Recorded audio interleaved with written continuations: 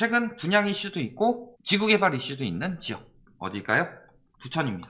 집값 하락세 맞냐고 부천에서 10억짜리 떴다. 근접 뜬 것도 아니고 근접 일단 그러면서 실거래가 동향 딱 2개 띄워놓고서 15억 근접 여기 보면은 13억 5천이에요. 최대 많이 뜬 거 그것도 띄엄띄엄 뜨고서 8월 이후 거래가 없는데 이거 8월 28일이면 신고 기한이 언제까지예요? 9월 28일까지죠. 그럼 이때 이야기를 하든가. 갑자기 8월 28일에 신고가 13억 5천 뜬 거를 인지에 들고 와서 15억 근접 이야기하고 있어요. 1억 5천은 개 이름이죠. 어떻게 13억 5천이 15억 근접이 되죠? 그래도 한 14억 8천 이 정도는 돼야 한 15억 근접 이야기하지 않나요? 10%나 띄워서 15억 근접이다. 이런 식으로 말하고 있다. 근데 15억은 개풀.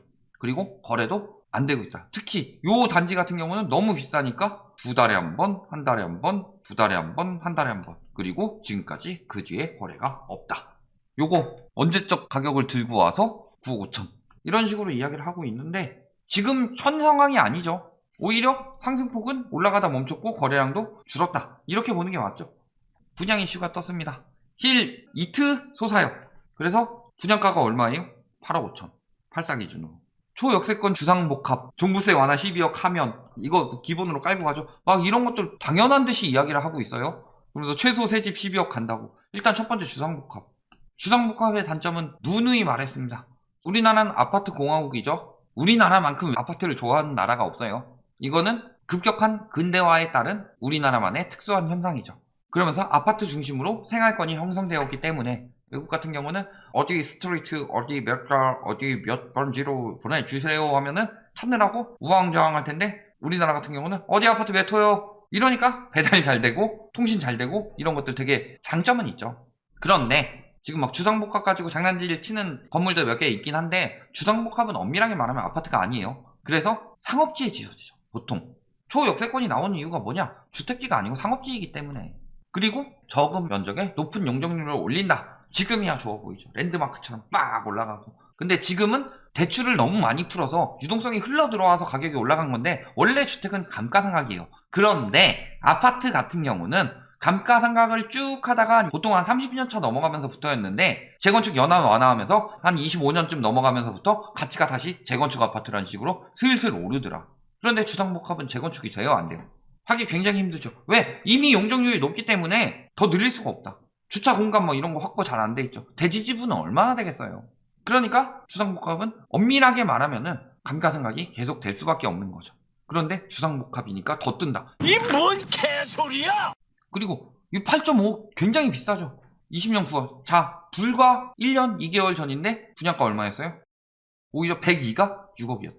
근데 1년 만에 8억 분양하는 게 이게 정상적인 가격이라고 생각하냐? 이 댓글 붙여 사는 사람 맞아요? 붙여 사는 사람이면 절대 이렇게 댓글 못 달 텐데. 아 지금 집값 굉장히 이상한데? 저게 무슨 8억 5천이나 해. 그래놓고서 그 전에도 6억대짜리 아파트도 어떤 식으로 분양을 했느냐? 발코니 확장비만 얼마예요? 4,700.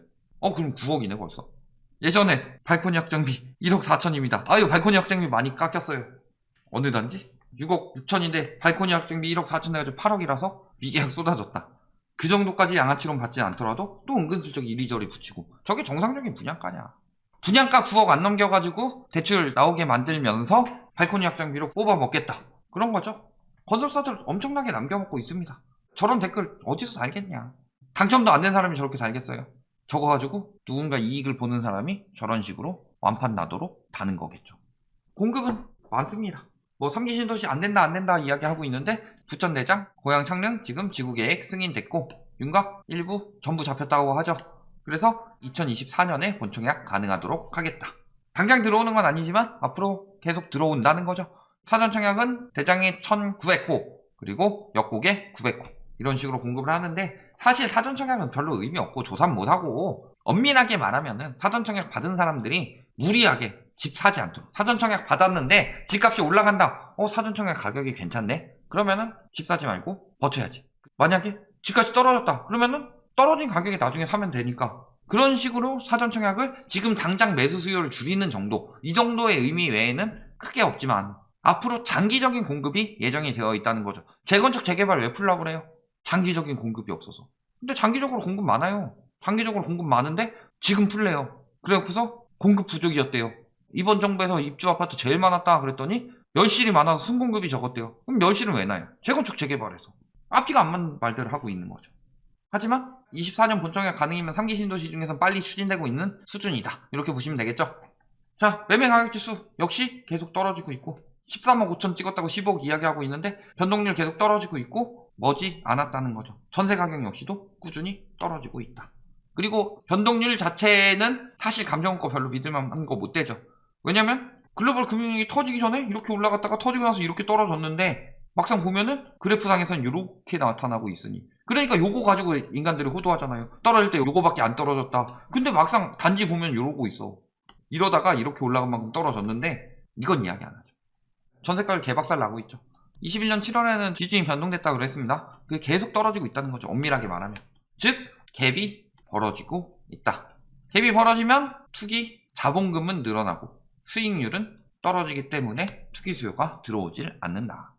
자, 매매 수급 동향 인제 100 이야기하고 있는데 부천, 안산, 시흥, 광명, 화성, 오산, 평택 뭐 이런 데들 엄청 뜬다고들 하더니 그러면 여기서는 깎아먹고 있겠죠. 그리고 100이 말이 돼요 지금. 떨어질 때는 매매 수급 동향 쓴다. 그러니까 매수 우위 지수랑 매매 수급 동향 중에서 높은 것만 기사에서 갖다 쓰고 있는 게 현재의 상황이다. 라이트하우스는 유리한 지표만 갖다 쓴대요. 아니 불리한 지표도 다 갖고 와서 이야기하잖아요. 오히려 유리한 지표 갖다 쓰는 게 언론이고 유리한 지표만 갖다 쓰는 게 상승 조장하는 유튜버들이고 심지어는 예전에 저격도 몇 번 했었는데 지금 막 5월 6월 되고 있는데 갑자기 2월까지 자료 끊고 12월까지 자료 끊어가지고 그 데이터 보여주는데도 그거는 자료 조작이라고 안 하고 우리는 데이터 다 보여주고 그거에 따라서 이런 현상에서 불리한 거는 이런 현상에도 이렇게 되고 있지만 이렇게 될 것이다 라고 이야기를 해도 라이트하우스는 유리한 지표만 갖다 쓴다. 아 그럼 불리한 지표를 니들 들고 와라. 공급에 대해서는 충분히 이야기 다 했고 거래가 안 되고 있어요 지금. 외진 매매 거래랑 투기 수요들도 이제 안 들어온다는 얘기예요. 왜? 갭이 벌어졌으니까. 그 다음에 법인 거래랑 어때요? 열심히 팔고 있고 사고 있지는 않다. 단타 투기 수요도 안 들어온다는 얘기예요. 빠지고 있다는 얘기죠. 매매 거래랑 외지인만 그러냐? 현지인도 마찬가지. 물론 11월 12월은 아직 다 끝난 게 아니지만 이 정도 기울기면 미끄럼틀 타도 되겠어요. 신고가는 51.2%, 하락가는 38.5%. 아직 신고가 비율이 높긴 한데 11월까지만 해도. 근데 12월 들어서 보니까 하락가 비중이 더 높아졌더라. 완전히 시장이 바뀌어가고 있는데 갑자기 8월 거 들고 와가지고 15억을 바라보고 있는 부천 아파트. 저거를 기사라고 해요? 아니면은 사기라고 해요? 자, 거래 현황. 지금 다 거래 멈춘 거 보입니다. 자, 매매 거래량 1위 부천시 올해 쭉 올렸다가 고점 찍으니까 거래 안 되고 있죠. 8월이 마지막 거래다. 쭉쭉 올려가지고 비싸게 팔아먹고 거래 안 되고 쭉 빠졌다. 그리고 마찬가지 여기도 9월까지 거래되다가 안 하고 있다가 조금 떨어진 가격이긴 한데 뭐 이건 떨어졌다고 보긴 그렇고 그냥 그 다음에 거래 한 건 떴다. 여기 10월 이후 거래 없다. 호가 보세요. 지금 8억 천에 거래했는데 7억 7천도 호가 나오고 있습니다. 미친 거는 9억 4천짜리도 나오고 있는 거고. 그 다음에 여기도 3억 8,800 호가가 더 낮게 나오는데도 지금 거래가 안 되고 있다는 거죠. 여기는 호가가 미친 거고. 전세 가격 어때요? 오지게 벌어졌죠. 갭이 1억 6천, 갭이 1억 7천, 갭이 4억 3천. 누가 들어오겠냐? 갭이 이만큼인데. 그러니까 투기 수요들도 안 들어오고 실수요들은 사겠어요? 실수요들이 봤을 때 아 저 가격이 맞겠다 싶어요? 내 집 마련 하다가 아, 열심히 돈 모아야지 하고 2020년까지 2억까지 모아놓고 한 몇천만 더 모으면 되겠다 하고 있는데 갑자기 이렇게 해가지고 3억 7천이래요. 누가 저 가격을 믿어? 실수요들이. 그러니까 거품 급하게 낀 지역들은 급하게 빠질 수밖에 없어요. 수요가 없으니까. 어중이 떠중이 갑자기 서울에서 밀려왔더니 아 부천도 집값이 비싼데 그래도 서울보단 싸구나 하고 사는 실수요들이나 아니면은 뭐 아직도 풍선 효과로 집값 모른다고 얘기해놓고 무리하게 빚내가지고 사는 사람들이나 그런 사람들이나 낚이는 거지. 그러니까 거래량은 박살나고 실수요는 안 사는 거예요. 외지인 수요 줄은 만큼 현지인 수요도 같이 줄고 있다는 게 답이죠. 자 4, 5, 6이 마찬가지죠. 올라갔다가 8월 이후 거래가 없습니다. 6억 3천까지 떨어뜨렸는데도 지금 안 나가고 있어요. 여기도 10월 이후 거래량이 없죠. 그래도 그나마 10월까지 거래됐던 거니까 4억 나오는 거죠. 이게 4억 3,500 거래되고 10월 이후 안 나오고 4억 확 몰리고 안 사. 이거 누가 찍어준 거 아니에요? 빠 모시기처럼 여기 엄청 뜹니다. 그래서 우르르 몰려가서 사고 그 다음에 아무도 안 사. 그러면 우르르 몰려가서 산 사람들은 이전에 산 사람들이 열심히 차익 남기고서 여기 뜹니다 했을 때 우르르 몰려가서 고점에서 다 사주고 제대로 물렸죠. 거래량 늘어나고 딱 한번 우르르 몰려가서 산 다음에 내 건 쫙 거래된 다음에 안 돼. 거래가 물린 거죠 이게. 역시 전세 꽤 많이 끌어올리긴 했지만 갭은 더 벌어졌죠. 갭이 2억 3,500 1억 8천 1억 7천 부천 좋아요. 사익이 좋아요. 중상동 네가 안 와봐서 그러지 중상동 제가 엄청 많이 가봤거든요.